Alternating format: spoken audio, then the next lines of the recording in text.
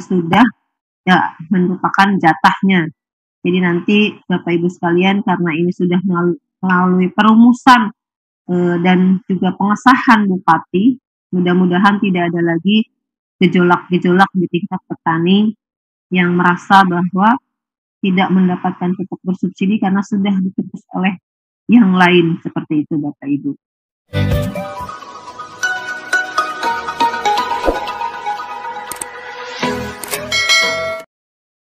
Lanjut.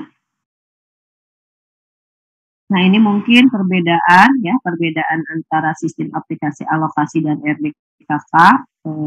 Nanti barangkali detailnya bisa disampaikan oleh Indri. Mungkin dari saya cukup. Kalau nanti ada ya hal-hal yang perlu didiskusikan lebih lanjut, kami beri waktu di dalam sesi diskusi. Silakan Bu Indri dilanjutkan. Baik Bu Yanti, terima kasih atas waktunya. Mohon izin saya meneruskan. Baik Bapak Ibu, saya mohon izin untuk meneruskan yang tadi disampaikan oleh Bu Yanti terkait mekanisme penetapan alokasi perbandingan sistem antara e-alokasi dengan ERDKK Bapak Ibu. Tadi disebutkan sama Bu Yanti bahwa persamaannya sekarang ada perbedaannya antara RDKK dengan e-alokasi. Yang pertama Bapak Ibu, data yang ERDKK adalah data berupa usulan kebutuhan pupuk, sedangkan untuk e-alokasi itu datanya sudah berupa alokasi pupuk bersubsidi. Jadi sudah jatahnya petani Bapak Ibu. Kemudian yang kedua, untuk RDKK itu dibatasi oleh dosis rekomendasi komoditas, sedangkan untuk e-alokasi dibatasi oleh dosis rekomendasi komoditas dan alokasi per provinsi, kabupaten atau kota dan kecamatan Bapak Ibu. Jadi ada tambahan ya Bapak Ibu, jadi dibatasi oleh alokasi. Kemudian yang ketiga, penginputan ERDKK itu yang dulunya bottom up, yaitu dari kecamatan, kabupaten, provinsi, kemudian hingga ke pusat, laporannya hingga ke pusat. Kemudian yang alokasi sekarang adalah top down Bapak Ibu. Jadi dari pusat, kemudian provinsi, dari provinsi diturunkan ke kabupaten atau kota, kemudian dari kecamatan yang input alokasinya per NIK. Yang keempat Bapak Ibu, tampilan data cetak untuk RDKK itu berupa usulan kebutuhan petani, sedangkan untuk e-alokasi sudah berupa alokasi pupuk per petani. Kemudian yang kelima, verifikasi berjenjang. Kalau untuk RDKK yang kemarin sampai dengan tingkat kepala dinas, untuk yang e-alokasi, verifikasi dan validasi berjenjangnya hingga sampai bupati atau wali kota Bapak Ibu.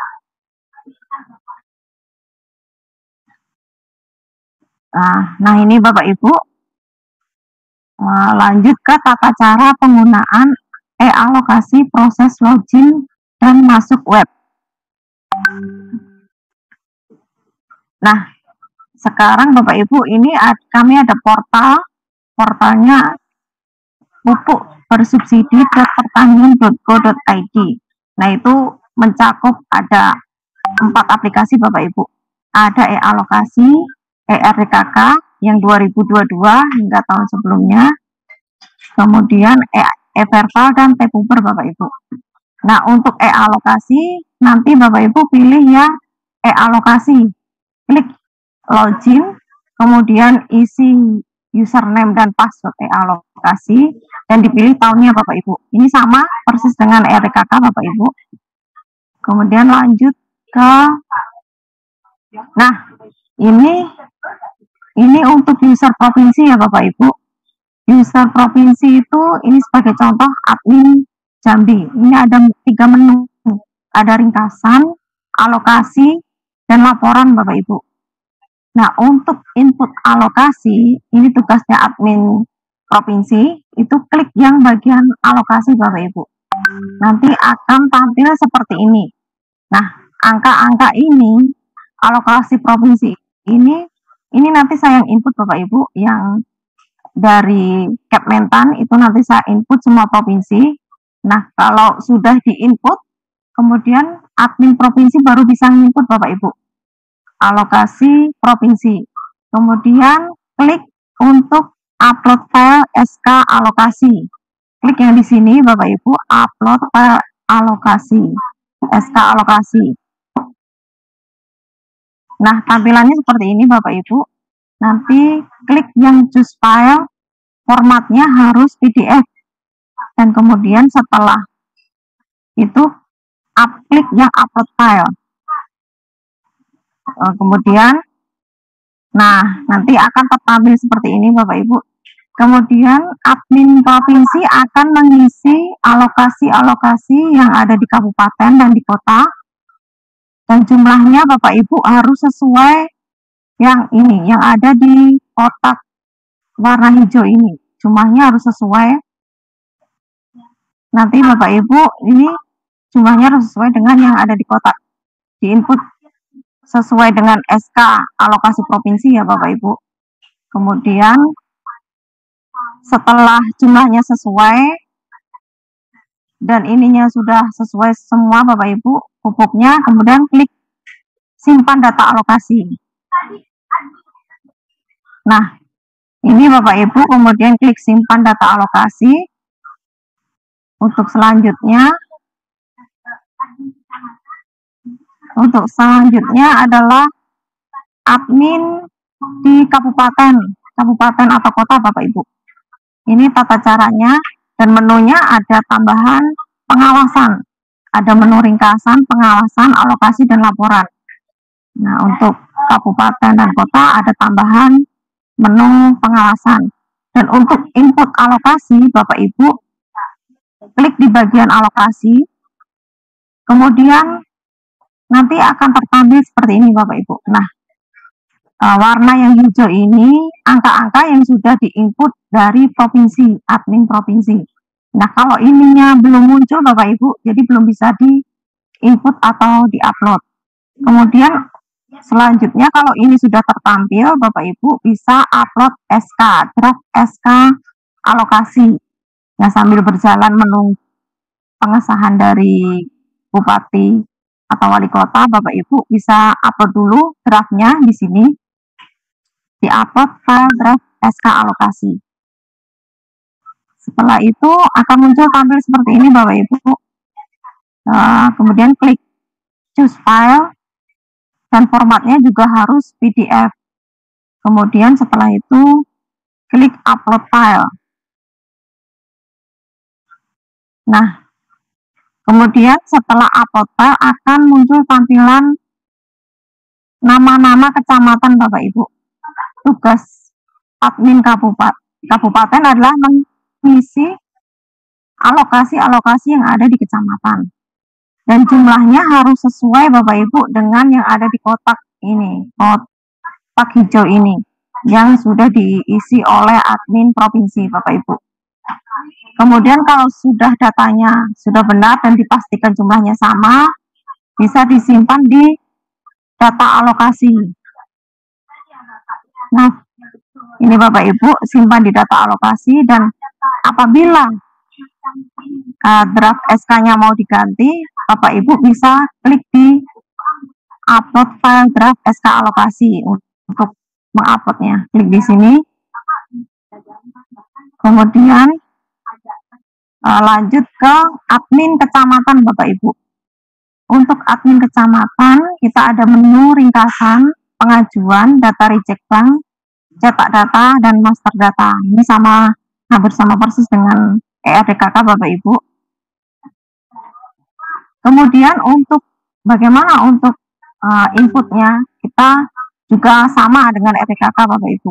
Ada dua cara, dengan upload file yang sudah disimpan CSV, dan kemudian input satu-satu di warna hijau ini Bapak Ibu. Kemudian untuk upload file, nanti klik tampilannya seperti ini. Klik warna biru ini, nanti tampilannya seperti ini, ada download template-nya. Nah, Untuk template-nya Bapak Ibu bisa download di sini, klik di sini. Nanti isinya adalah kolom-kolom seperti ini Bapak Ibu, ada nama penyuluh, ada KTP, nama ibu kandung, dan ini sama persis dengan hampir sama dengan RKK. Kalau untuk RKK kan masih ada pupuk yang SP dan ZA dan organik ya. Ini sudah tidak ada. Nanti template-nya jangan lupa untuk di-download di sini. Kemudian setelah itu, setelah upload,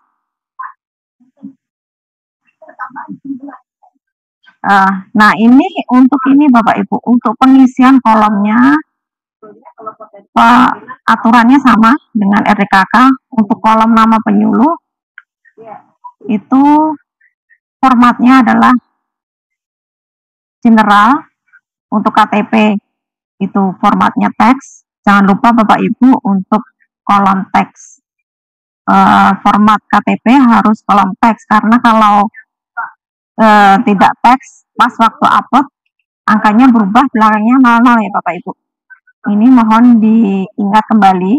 Jadi sebelum input NIK-nya, formatnya diubah dulu ke teks.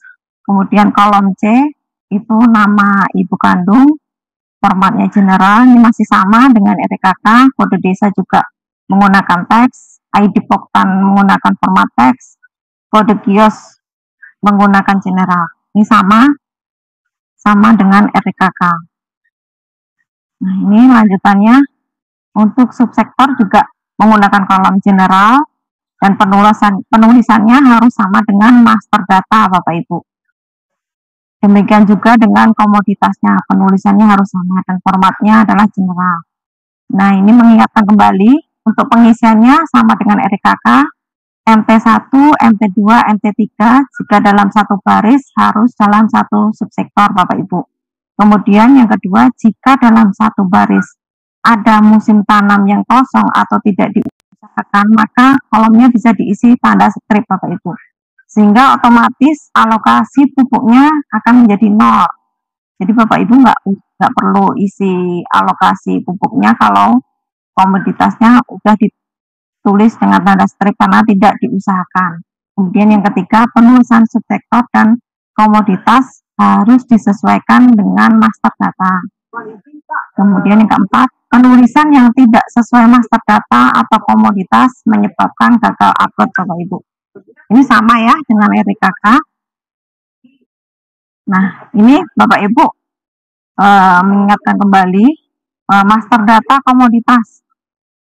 Ini ada padi, jagung, kedelai, cabai, bawang merah, bawang putih. Nah, yang kemarin untuk komoditasnya tebu, sekarang tebu rakyat Bapak Ibu. Jadi jangan lupa formatnya harus sama, tulisannya harus sama ya Bapak Ibu. Tebu rakyat, kopi, kakao. Penulisan harus sama dengan master data. Yang perlu diingat adalah nomor 7 Bapak Ibu. Tulisannya adalah tebu rakyat. Nah, untuk selanjutnya ini juga sama dengan RKK. Kolom luas lahan menggunakan format number. Jika tidak diusahakan, maka bisa dikosongkan atau ditulis 0. Kemudian untuk alokasi sama formatnya dengan kolom number. Jika ada satu atau lebih MT yang tidak diusahakan, bisa dikosongkan atau ditulis angka 0. Ini sama.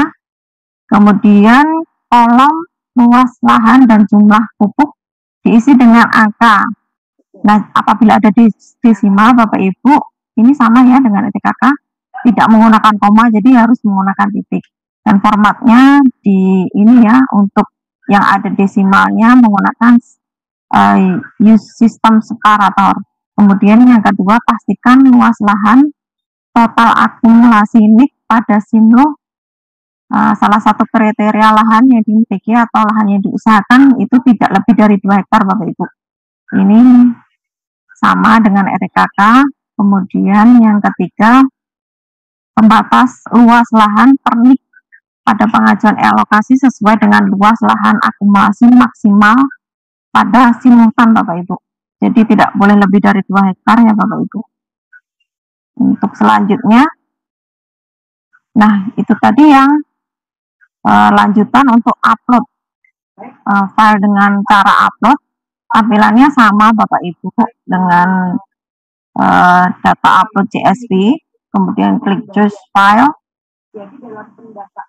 maka tampilannya seperti ini.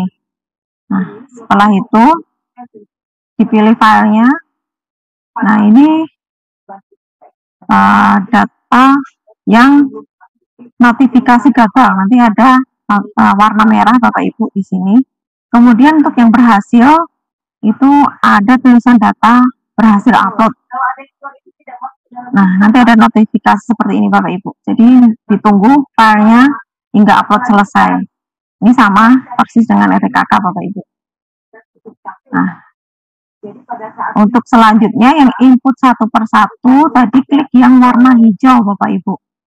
Kemudian nanti akan tertampil seperti ini, ada kolom desa, kelompok tani, nanti desanya bisa difilter, kelompok taninya dipilih, kemudian klik tampilkan data petani.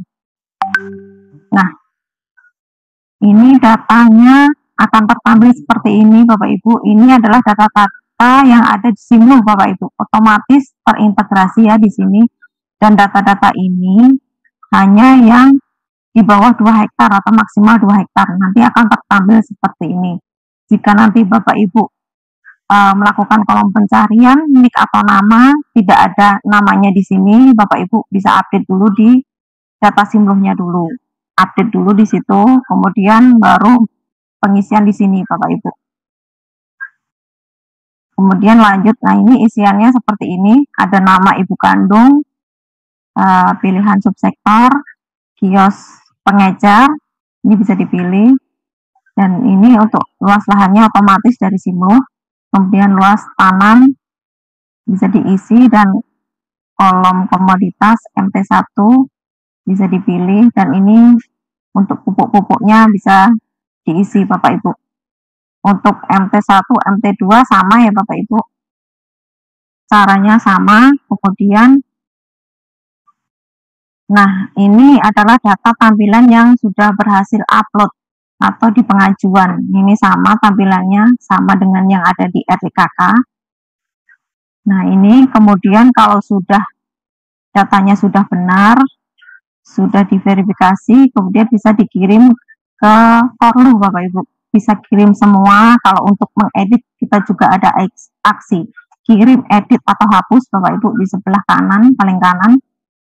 Atau untuk hapus semua juga ada menunya, dan untuk filternya juga ada Bapak Ibu, bisa pilih desanya, kelompok tani, dan status pengajuannya, apakah sudah disahkan tadi sebelum dikirim ke Korlu, kasih bisa difilter sama persis dengan RTKK. Nah, ini tampilan untuk melihat data detailnya, klik nanti di sini Bapak Ibu, tanda plus, dan download Excel juga sama, ini di pengajuan untuk melihat data-data yang sudah berhasil upload, bisa download di sini. Ini sama persis dengan RTKK. Kemudian, nah ini tadi tampilan yang Bapak Ibu klik tanda plus biru. Nanti ada detail-detail nama dari petani, nik, serta kuota-kuota pupuk yang ada di sini, alokasinya tertampil di sini, luas tanam juga tertampil. Ini sama dengan RTKK ya Bapak Ibu. Kemudian, nah untuk cetak Bapak Ibu, ini juga sama caranya dengan RTKK, ada filter desa, kelompok tani, kios, dan subsektor. Kemudian untuk cetak, tampilkan data terlebih dahulu, kemudian klik yang kolom cetak. Atau bisa disimpan di PDF Bapak Ibu. Ini tampilannya seperti ini, judulnya alokasi pupuk bersubsidi 2023. Nah, ini untuk verifikasi berjenjang Bapak Ibu. Setelah dari admin kecamatan dikirim ke Korlu, kemudian ke Kasih, kemudian Kabid, Kepala Dinas, dan yang terakhir adalah Bupati atau Wali Kota. Ini tampilannya seperti ini, menunya untuk Kasih, Kasih Kabupaten ada 2 menu, ringkasan dan persetujuan. Untuk ke menu bupati ada ringkasan, persetujuan, dan pengesahan Bapak Ibu. Ini sama dengan yang di RPKK, ini berjenjangnya. Untuk Koruh ada aksi setujui atau tolak Bapak Ibu. Dan untuk setujui semua juga ada, untuk tolak semua juga ada. Data-data yang ditolak ini nanti akan kembali lagi ke admin kecamatan Bapak Ibu. Ini sama juga caranya untuk admin kasih. Kemudian juga untuk Kabid juga sama. Jadi kalau data tertolak dari Kabid juga datanya langsung masuk ke admin kecamatan. Nah, ini juga Kadis juga sama Bapak Ibu, ada menu setuju dan tolak. Ini juga sama, untuk penolakan nanti juga langsung ke admin kecamatan karena agar segera diperbaiki datanya Bapak Ibu. Kemudian untuk selanjutnya untuk Bupati. Nah, ini untuk Bupati ada menu persetujuan dan pengesahan. Kalau datanya sudah dilakukan persetujuan, otomatis nanti pengesahan bisa dicetak Bapak Ibu. Klik di sini, nanti ada menu cetaknya di sini, yang warna biru ini. Kemudian, nah ini tampilannya seperti ini Bapak Ibu. Jika SK alokasinya sudah ditandatangani oleh Bupati atau Wali Kota, nanti filenya bisa diupload di SK alokasi Bapak Ibu. Dan untuk file pengesahan juga tadi juga bisa diupload di sini. Nanti klik di sini akan muncul seperti ini Bapak Ibu. Klik di sini, pilih filenya, kemudian setelah itu upload file. Mungkin nih itu dari kami Bapak Ibu.